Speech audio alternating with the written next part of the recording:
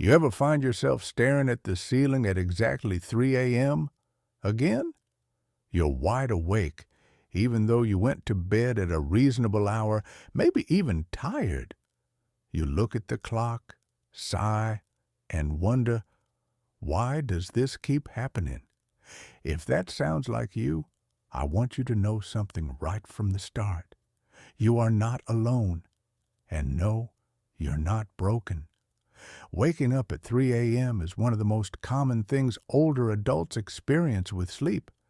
And it doesn't necessarily mean something's wrong. In fact, in some cases, it can actually be your body trying to speak to you, quietly, subtly, and in a way that's easy to miss if we're not paying attention. So today, I want to take you on a little journey through science, through story, and through reflection. We're going to explore why waking up at 3 a.m. happens, what it really means for your health, and how you can work with your body, not against it, to sleep better, live better, and age with intention, especially if you want to keep traveling and living fully after 60.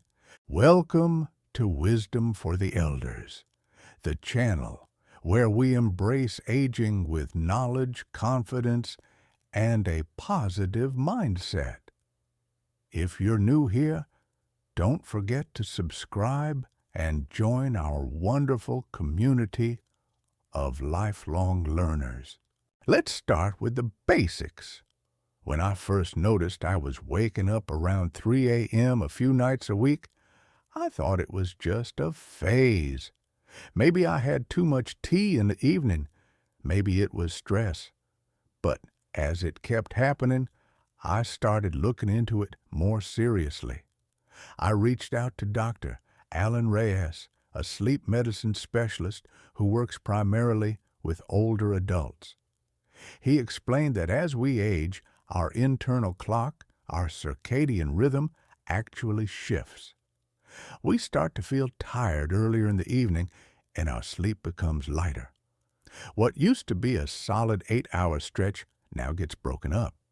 He told me the body isn't malfunctioning, it's adapting. So waking up at 3 a.m. doesn't always mean insomnia. Sometimes it just means your sleep cycles are changing. But here's the thing. We often try to force our bodies into the same patterns we had at 30 or 40. Go to bed at 10 p.m. Expect to sleep through until 7 a.m. But now, our body might think, I'm done by 3 or 4 a.m., and that can be disorienting if we don't know what's happening. Now here's where it gets a little deeper, because sometimes those early wake-ups aren't just physical, they're emotional. I remember a few years ago, I started waking up consistently around 3:15 a.m. This was right after I had officially retired, sold my house, and moved to a smaller place. All changes I wanted. But still, every night, 3:15 a.m., eyes open, mind racing. Dr. Reyes calls this the emotional echo. At night, when everything is quiet and distractions are gone, the deeper thoughts rise to the surface. Things like grief, uncertainty, or questions we've been avoiding during the day, they tend to show up around 3 a.m. The body sleeps lightly when the mind is heavy. And for many of us, this phase of life comes with a lot of internal transitions. Letting go of old roles, facing new limitations, grappling with time. Sometimes that 3 a.m. wake-up is a message from within saying, hey, we haven't processed this yet. Instead of fearing those moments, what helped me was simply acknowledging them. I started keeping a little notebook next to the bed. Nothing complicated. If I woke up, I'd jot down what was on my mind. Sometimes it was just a to-do I forgot. Other times it was deeper. Something I hadn't realized was weighing on me.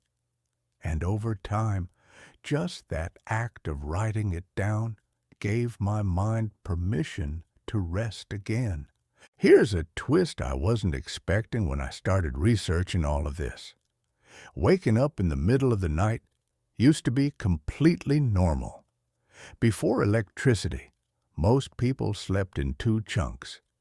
They'd go to bed shortly after sunset, sleep a few hours, wake up around midnight or 1 a.m., do quiet things, meditate, write, even talk with loved ones, then go back to sleep for a second round. They called it first sleep and second sleep. So maybe, just maybe, your 3 a.m. wake-up isn't a sleep disorder. It's a rhythm that's been buried by modern life. What if, instead of fighting it, you embraced it? If you wake up and feel calm, try doing something gentle.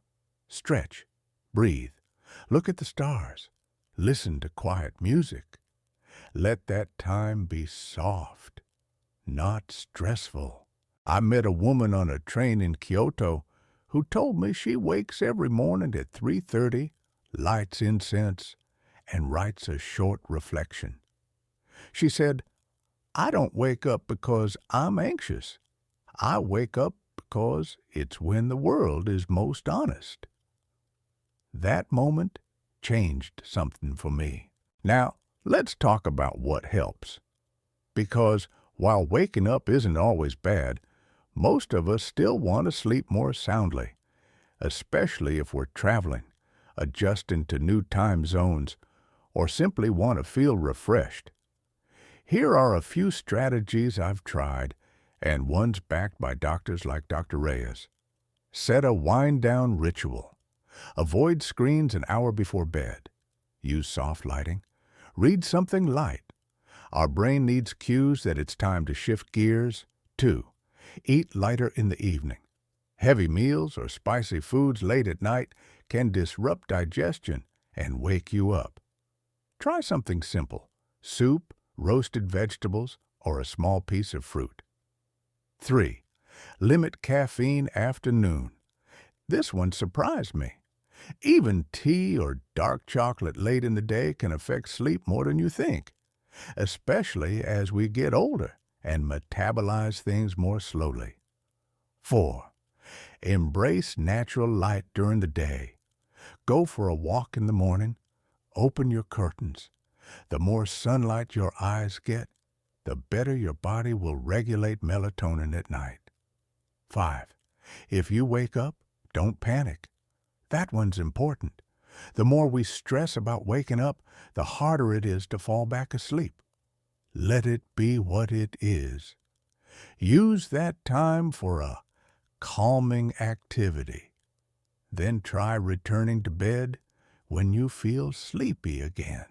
I know many of you watching this are travelers, or you want to travel more in this season of life. One of the biggest challenges seniors face on the road is disrupted sleep. New environments, time zone changes, unfamiliar beds, they all play a role. So how do we stay rested while still exploring the world? Pack your sleep essentials: eye mask, earplugs, maybe even your own pillowcase. Comfort makes a difference. Stick to a rhythm when you can. Try to eat and sleep at consistent times, even when traveling. Your body loves routine. Give yourself grace. If you're in Paris or Bangkok and you wake up at 3 a.m., maybe that's an invitation to watch the sunrise, write in your journal, or take a quiet walk. Sleep doesn't have to be perfect to be meaningful, and neither does aging. Waking up at 3 a.m. used to frustrate me, but now I see it differently. Sometimes it's my body adjusting. Sometimes it's something I need to hear. And sometimes it's just quiet time that I didn't know I needed. Aging isn't about controlling everything. It's about learning to listen. And sleep, just like travel, just like life, gets better when we learn to meet it where it is. So the next time you find yourself awake in the middle of the night, take a breath. You're not alone. you're not broken. You're just becoming more in tune with the rhythms of a life well lived. If this video brought you comfort, insight, or even a small aha moment, give it a like so more people can find it too. And if you'd like more thoughtful conversations on aging, health, and traveling wisely, go ahead and subscribe. We're building a community here of people who believe that every stage of life can be full of meaning, even at 3 a.m. See you in the next one.